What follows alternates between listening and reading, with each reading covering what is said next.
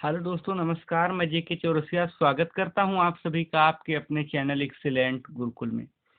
दोस्तों, हम लोग पढ़ रहे हैं क्लास 10 साइंस।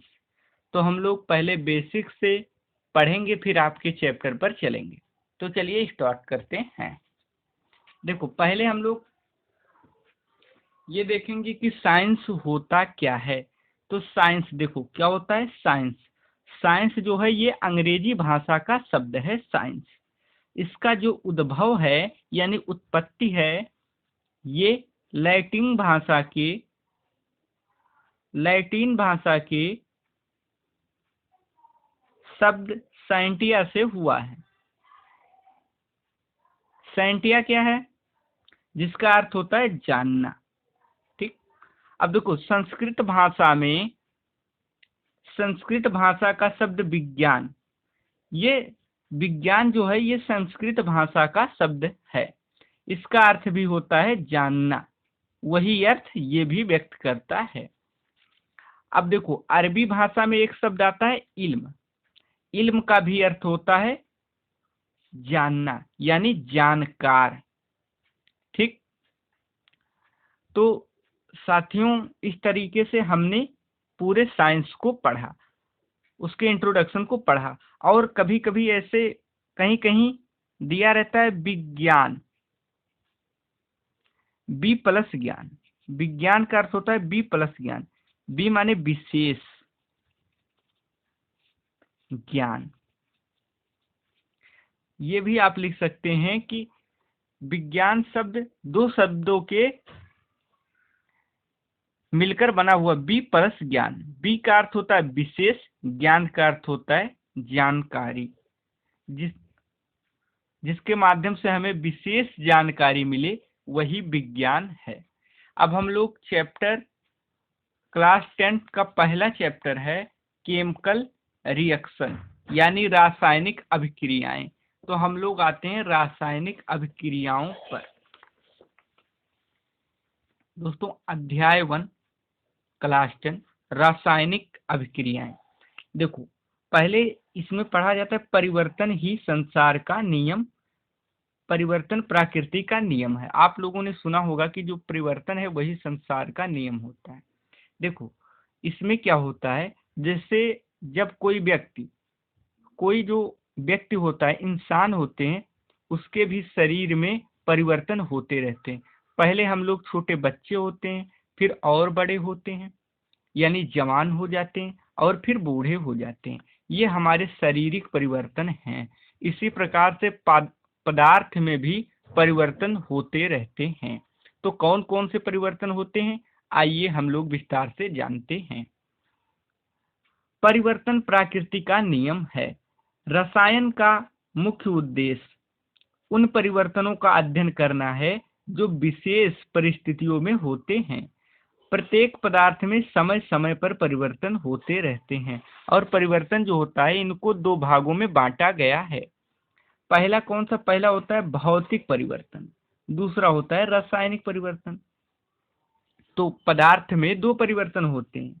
कौन कौन से? भौतिक परिवर्तन और रासायनिक परिवर्तन। अब भौतिक परिवर्तन क्या होता है? देखो, भौतिक परिवर्तन जो होता है वे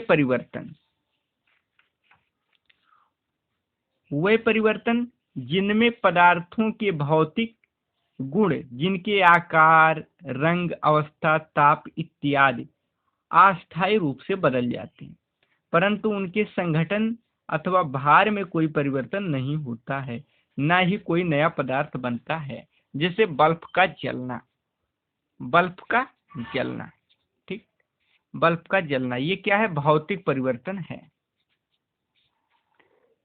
देखो, हम लोग इधर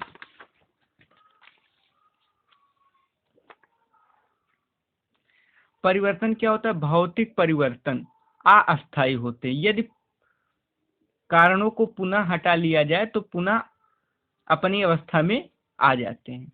जैसे आप लोगों ने बल्ब को ऑन कर दिया फिर ऑफ कर दिया, तो इसकी अवस्था बदल गई, लेकिन इसमें कोई परिवर्तन, इसकी जो ये पुनः अपनी अवस्था में आ जाते हैं। भौतिक परिवर्तन के निम्न लक्षण है। कोई नया पदार्थ नहीं बनता है। यह भौतिक परिवर्तन का पहला लक्षण है। भौतिक परिवर्तन में मूल पदार्थों विशिष्ट गुणों में परिवर्तन नहीं होता है। जो भौतिक परिवर्तन होता है उसके मूल पदार्थों के विशिष्ट गुण जो होते हैं उनमें कोई परिवर्तन नहीं होता है। भौतिक परिवर्तन जो होता है प्रायः अस्थायी होते हैं, ये अस्थायी नहीं होते। जैसे दूध से दही बनना, तो फिर आप दही से दूध बना पाओगे क्या? नहीं बना पाओगे। इसका मतलब वो अस्थायी परिवर्तन है। लेकिन बल्ब का जलना ये अस्थायी परिवर्तन है। प्रक्रिया केवल तभी तक होती है, इसमें जो प्रतिक्रिया होती है यह प्रक्रिया तब तक ही होती रहती है जब तक प्रक्रिया का कारण रहता है। और इसके उदाहरण क्या क्या हैं? देखो, जैसे भौतिक परिवर्तन की क्या क्या उदाहरण है? अवस्था में परिवर्तन होना, लोहे का चुंबक बनना, लोहे का चुंबक बनना, बल्ब का जलना, पदार्थों का पिघलना और पदार्थों का विलयन बनना।